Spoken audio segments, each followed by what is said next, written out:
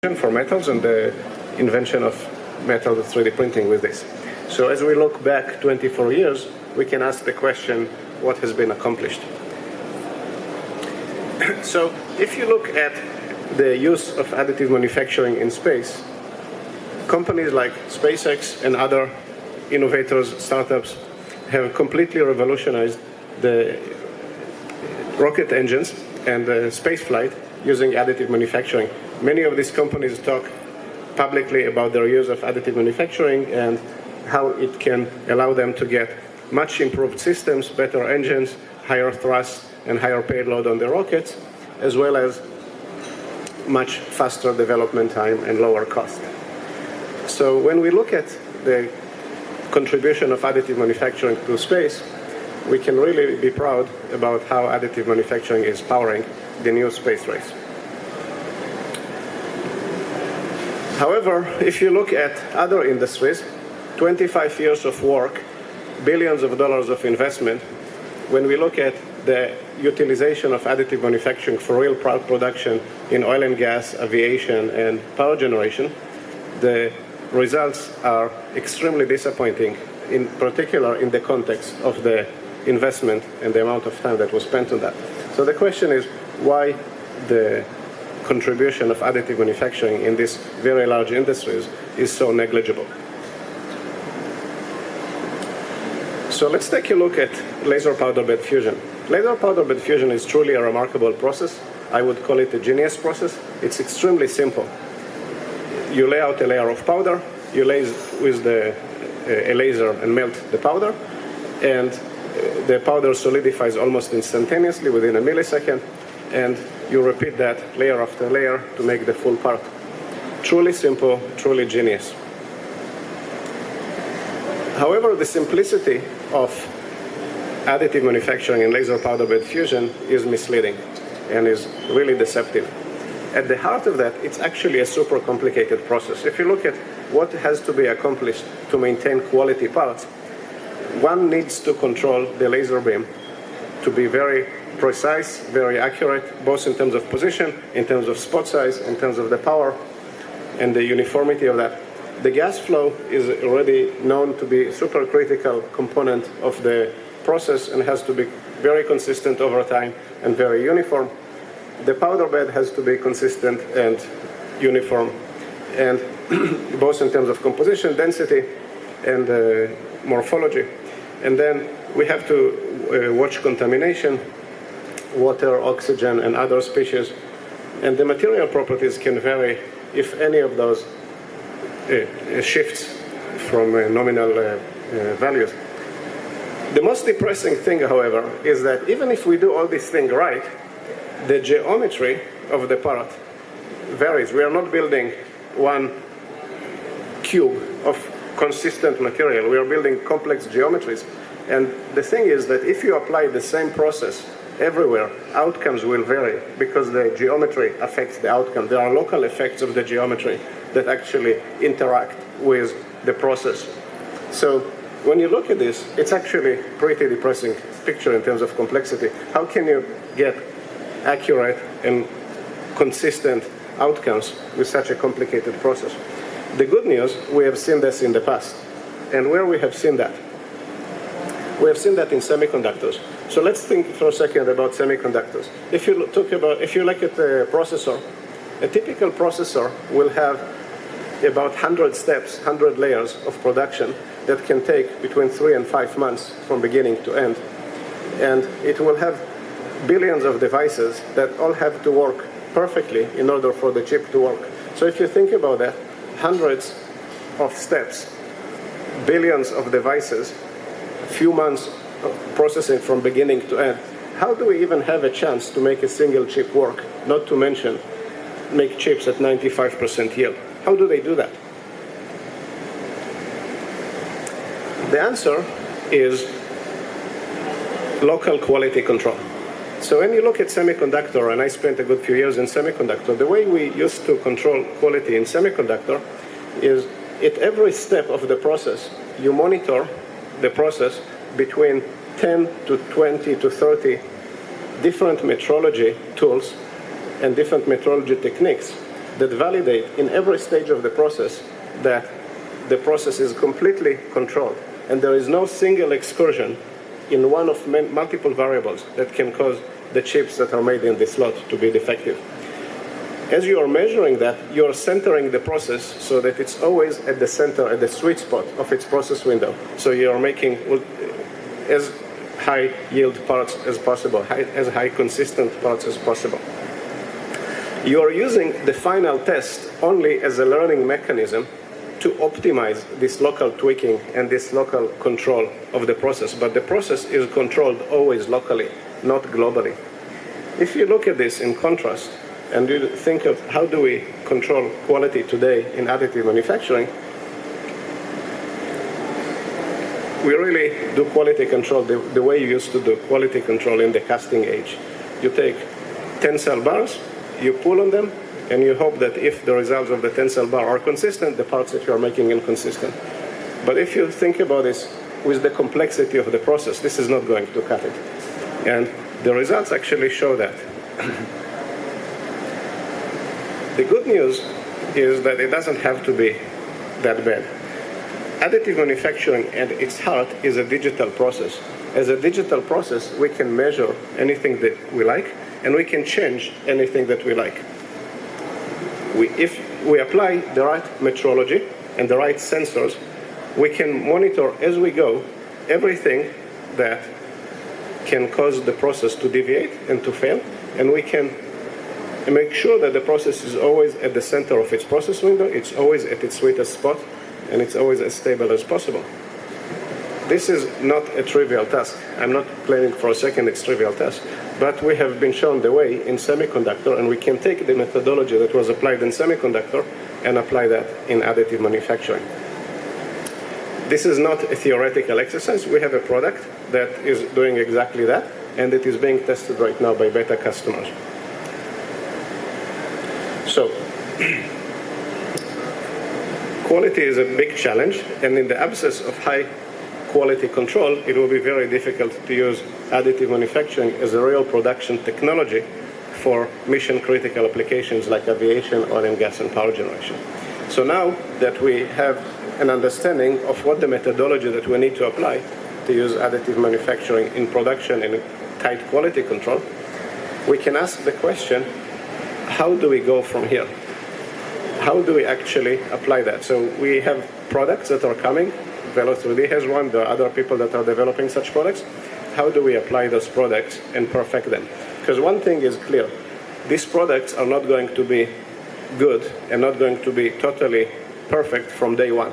As we are going to build parts and as we are going to manufacture, we are going to learn about failure modes, and we are going to continue to be surprised, and we are going to tighten the quality control and tighten the manufacturing quality to be better and better.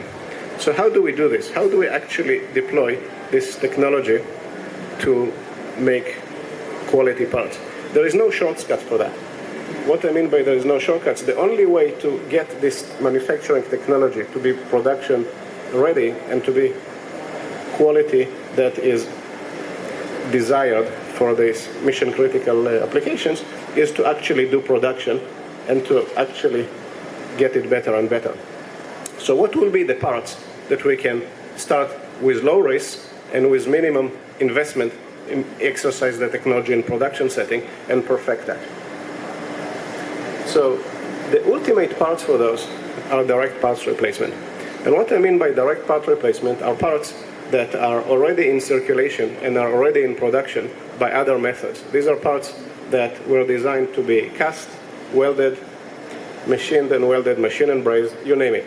But they are already in production. Many of these parts have multiple manufacturing issues, multiple supply chain issues. Many of them has low volumes, and they are ideal candidates for additive manufacturing. If you could do direct part replacements for parts like that, this is a fantastic opportunity because you could do this very fast. The demand for these parts already exists. These parts are in consumption, in circulation, so you could start consumption of these additively manufacturing parts really quickly if you could make them. You would have very high ROI because it's the minimal effort. You don't need to redesign these parts. The parts already exist. You could move to consumption really quickly, so low effort and low time combined to high ROI. But the most important thing is, if we start with parts that already exist and they are already in consumption, this forces us to stop playing with design and to stop playing with materials development and stop playing with million other things, but focus us on the elephant in the room, which is the sorry state of quality. So focus on the quality and focus on the manufacturing quality control and make sure that we perfect that.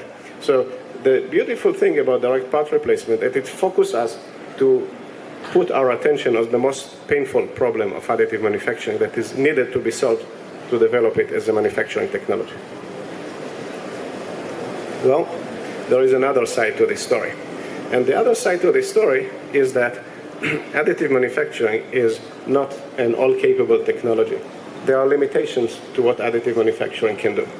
And the limitations, in particular, I'm talking in laser powder bed for fusion for metals, is that any time that you're building overhangs with less than 45-degree incline, you will have to support them. And if you have supports that are internal to the parts or are touching critical surfaces that are hard to access, it will be hard to remove the supports, and it will be even harder to get the surface after you remove the supports to be of serviceable quality or of usable quality. So parts like that are generally not manufacturing friendly for additive manufacturing and not manufacturable. So the result is that there are a lot of parts that are non-manufacturable by additive manufacturing. And the saddest thing about that is that these parts that are non-manufacturable are actually the parts that you would like to do direct part replacement with.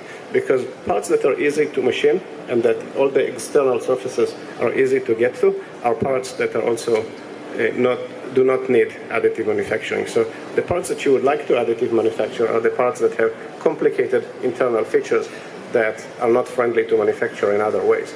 So because of the presence of supports, current additive manufacturing cannot really do part replacement.